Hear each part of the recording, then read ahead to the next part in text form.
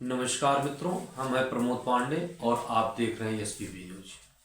मित्रों, हम हर एपिसोड में भ्रष्टाचार और अपराध से जुड़ी हुई घटनाओं का विश्लेषण करते हैं।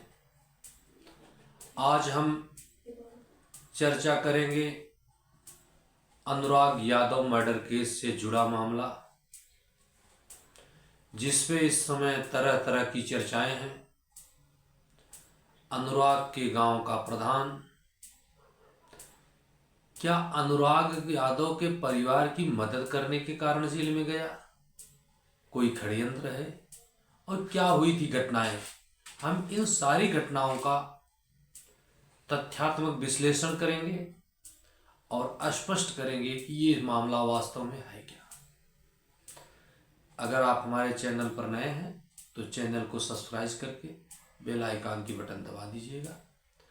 और आपको हम इस चर्चा विषय पर विस्तार से चर्चा करें, इससे पहले आप सुनिए कि अनुराग यादव के गांव यानी कुतुबुद्दीन का प्रधान पति क्या कहते हैं इस संबंध में, और उन्हीं के गांव के उनके सहयोगी जो स्वयं को प्रत्यक्षदर्शी बता रहे हैं उस घटना का, उनका क्या बयान है।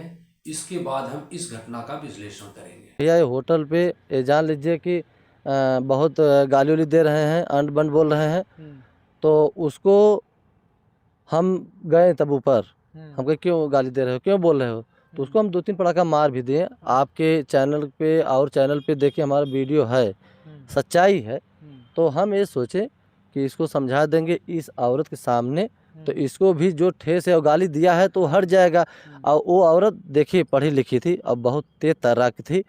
अगर उसको हम 1-2-3 पड़ाका नहीं मारते तो वो औरत खुद और अच्छे लेवल का औरत थी, हमें तो लग रहा था वो खुद उसके ऊपर एफआईआर करती, एप्लीकेशन कर डालती। और उसी के डर के नाते हमें सोचे इसके सामने अगर 1-2 पड़ाका हम मार देंगे तो ये मामला भैया एकदम दब जाएगा। कुछ काम था प्रधान जी से हमारा, मैं बगल जैसे उनके बगल गांव का जो सटा हुआ मेरा घर, इनका घर 100 मीटर दूरी पे है। सच्चाई थी, बस रोडवेज रुकी तो उसमें कुछ महिलाएं थी, कुछ औरतें थी, कुछ पुरुष भी थे। तो रुकी तो सुभाष वगैरह नहीं थे, जो तहरीर दिए हैं वो सब होटल पे थे ही नहीं। तो वो कर्मचारी जो था उसका नाम भी नहीं जानते हैं हम। तो महिलाएं जाती हैं जैसे लेटरिन बाथरूम करने, तो जाने लगी रोड उस पार, तो बोल रहा है कि अब तू नहीं आ रहा है।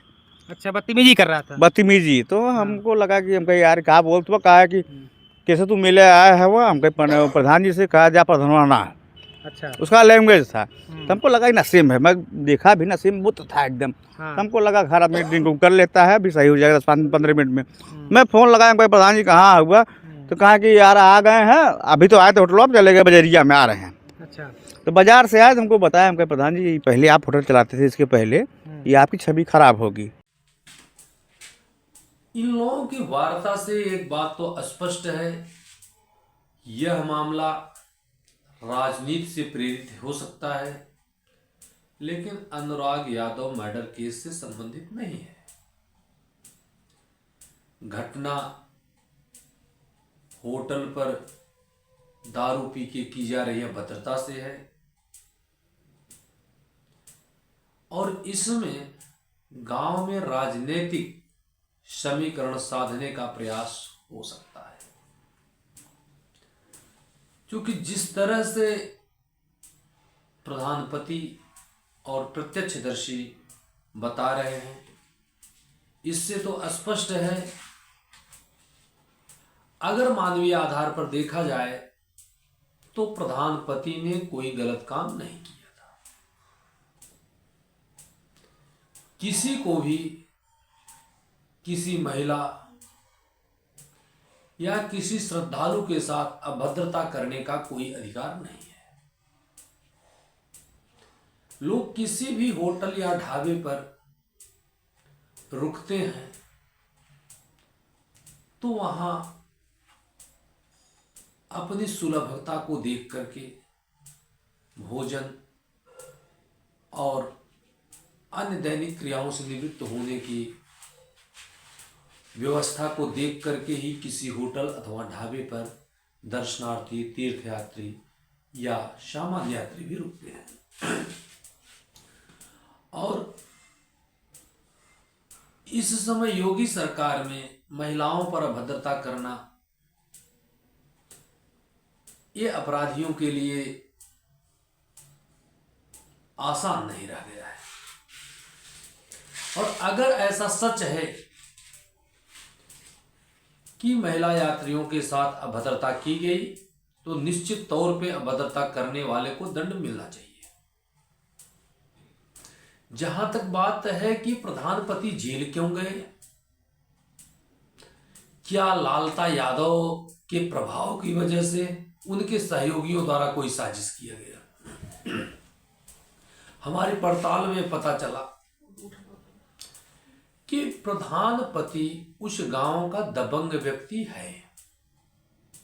क्योंकि यदि दबंग, ये तो जनरल सी बात है, अगर वो दबंग नहीं होता तो हत्यारे लालता यादव के खिलाफ मुखर होकर के अनुराग के परिवार का, अनुराग के पिता राम जी का या उनकी बहनों की सुरक्षा के लिए तटस्थता से साथ खड़ा नहीं हो पाता। इस ढंग से चुनाव और राजनीति पर भी पुश्तैनी काबिज नहीं रह पाता।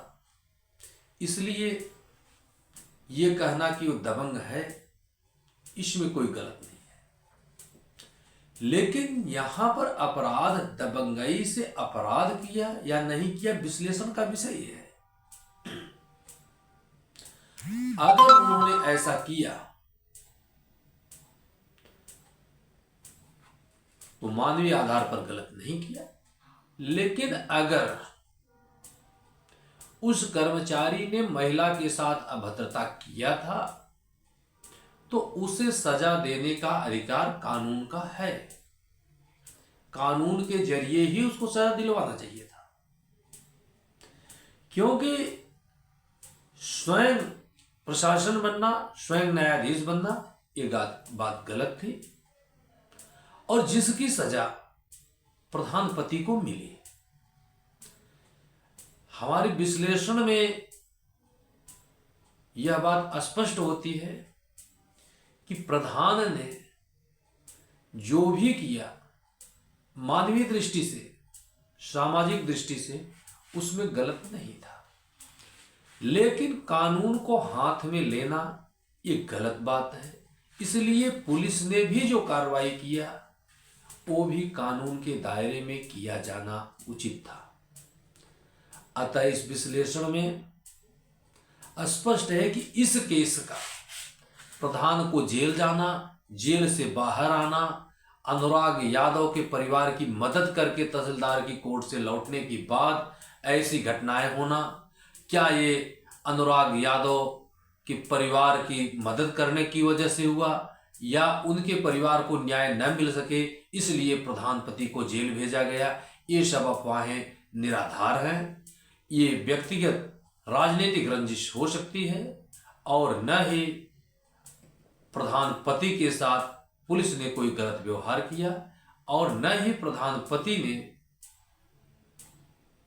किसी के साथ ऐसा गलत व्यवहार किया कि जिस एक पक्षी अपराध किया हो जिसके लिए उसे सजा मिलनी चाहिए। इसलिए इस मामले को अनुराग यादव की हत्या मामले से जोड़कर नहीं देखा जाना चाहिए। आज के इस अंक में इतना ही। अगले अंक में हम एक नए विश्लेषण के साथ फिर आपके साथ आएंगे। तब तक के लिए जय हिंद, जय मां भारत।